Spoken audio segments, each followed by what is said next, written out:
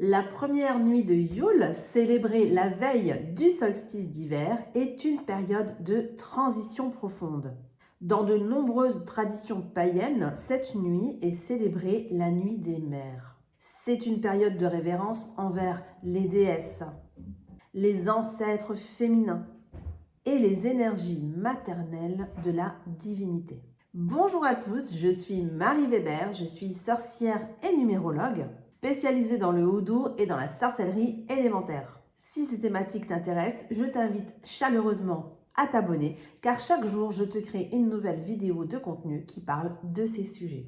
En outre, aujourd'hui, je te propose un nouveau cadeau que je vais faire pendant les 2-3 mois à venir. C'est juste en dessous en description, ça va être en fait ton agenda lunaire pour bien démarrer en 2024.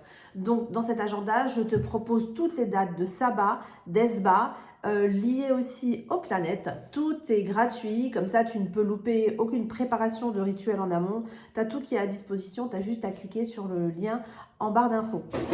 Je t'invite vraiment à profiter de cette opportunité. À chaque fois, je vous propose ce petit agenda. Là, il est un petit peu plus complet que celui de l'année passée parce que vous avez les planètes qui font référence, etc. Mais au moins, vous avez tout à disposition. Vous pouvez l'imprimer, le mettre dans votre livre des ombres, le mettre là où vous travaillez, sur votre hôtel, etc. Donc, tout est en description. C'est gratuit. Je t'invite à le télécharger. Mais aujourd'hui, on va parler de la première nuit de Yule. Moi, je trouve que c'est intéressant de parler de chacune des 12 nuits. Je vais essayer de vous en faire une vidéo à chaque fois. Et si vous entendez beaucoup de bruit pendant cette vidéo, c'est mon chat qui joue juste au-dessus et qui fait le bazar. Cette nuit est associée à la renaissance, à la fertilité, à la puissance régénératrice de la nature féminine. On rend hommage aux déesses mères qui représentent la création, la naissance, la féminité. C'est un moment pour reconnaître, pour célébrer la force nourricière et protectrice qui se trouve en chacun de nous et dans le monde qui nous entoure, bien sûr. Alors les célébrations de la Nuit des Mères varient selon les traditions, selon les pratiques, selon les croyances. Aujourd'hui dans cette vidéo, je vais d'ailleurs vous proposer tout à l'heure un rituel pour célébrer vous aussi à la maison cette magnifique Nuit de la Femme. Certains de ces rituels proposent des offrandes avec des objets en lien plus ou moins avec la féminité et surtout en lien avec la fertilité, tels que les graines, les noix, les fruits ou encore des herbes.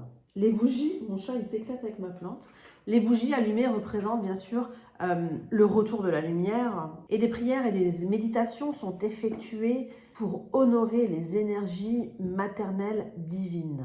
Les autels peuvent être décorés des symboles de la déesse, des images de maternité et la nature aussi qui est célébrée dans toute sa puissance créatrice. C'est un temps vraiment intense pour se reconnecter à son féminin sacré. Que l'on soit homme ou femme d'ailleurs, parce qu'on a chacun en nous une part masculine et une part féminine.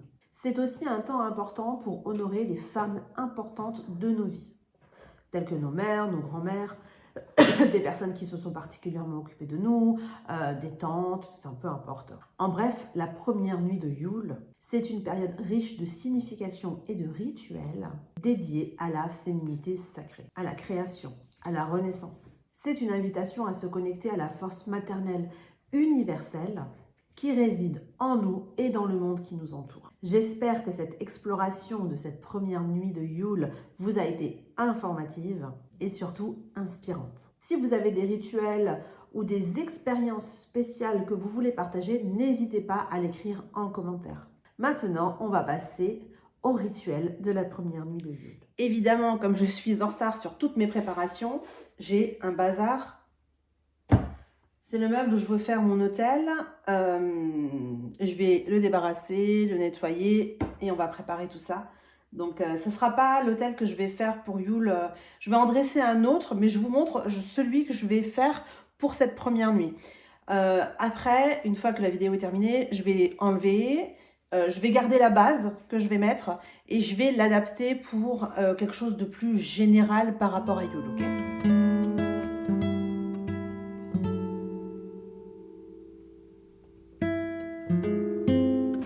Alors, vous voyez comme on est en hiver, j'ai acheté des bulbes perce-neige pour faire un rituel avec la terre.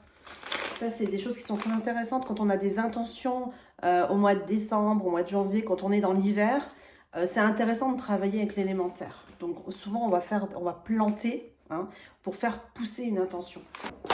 Là j'ai acheté des... comment on appelle ça? C'est pas des porte-plumes, hein, c'est quelque chose en espèce de... C'est pour écrire avec de l'encre, hein, pour mes incantations.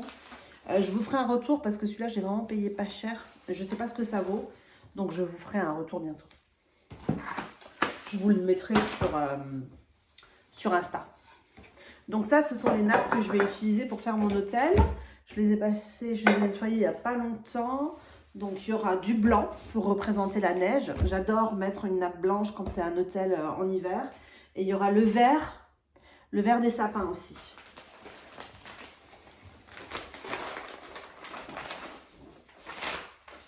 Qui est l'arbre de la saison, l'arbre du mois. Il représente vraiment la force puisqu'il tient tout l'hiver.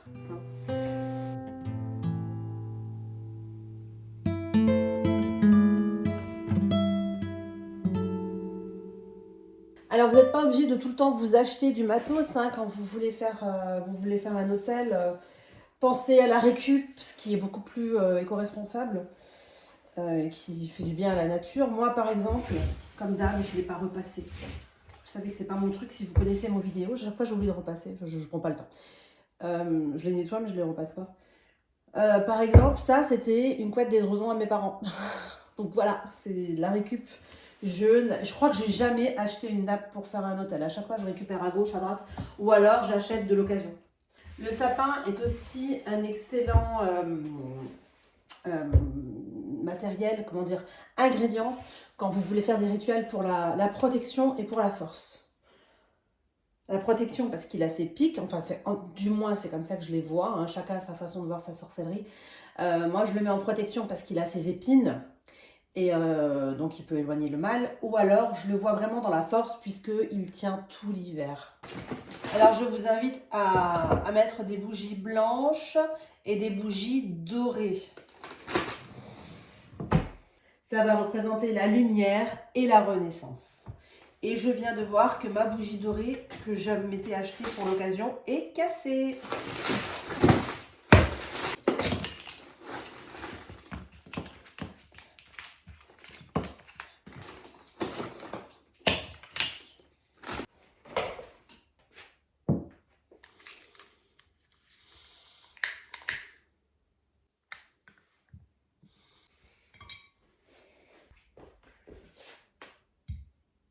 Comme nous célébrons les énergies féminines, je vais mettre de la myrrhe. Ça sera l'encens pour cette soirée. Personnellement, j'installe aussi sur mon autel un serpent, car pour moi, il est aussi un symbole de renouveau. Je fais les choses très simplement. J'ai acheté... Non, j'ai pas acheté. J'ai été voir sur Pinterest. J'ai imprimé une photo féminine qui représente la féminité. Vous voyez, donc on a du houille, il y a tout ce qu'il faut pour représenter la fête de Yule.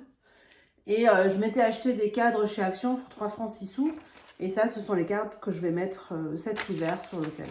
Donc ça coûte vraiment pas cher. Et puis vous les avez tout le temps après, quoi. Chez Action, ça coûte rien. Donc je vais mettre cette image sur mon hôtel.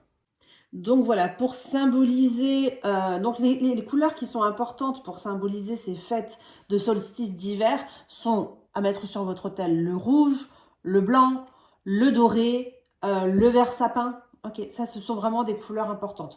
Le doré, ça représente vraiment le soleil, la renaissance, le retour de la lumière. C'est pour ça que je m'étais acheté aussi un serpent chez Maison du Monde. Je l'avais vraiment pas payé cher. C'était un modèle de l'année dernière, quelque chose comme ça. Je l'avais payé 2-3 euros.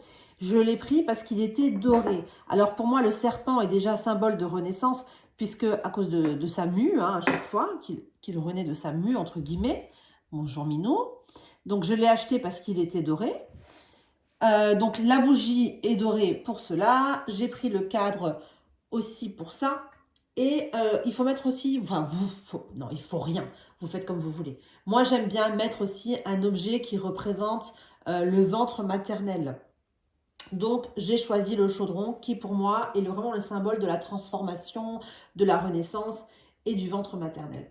Donc voilà, ça, cette coupe-là que vous voyez derrière, c'est une coupe que j'avais fait avec une bougie de rituel d'argent. Donc c'était une bougie, une coupe que j'avais fait pour cet hiver. Et donc je vais la laisser sur cet autel en offrande. Et je brûlerai la bougie un des soirs.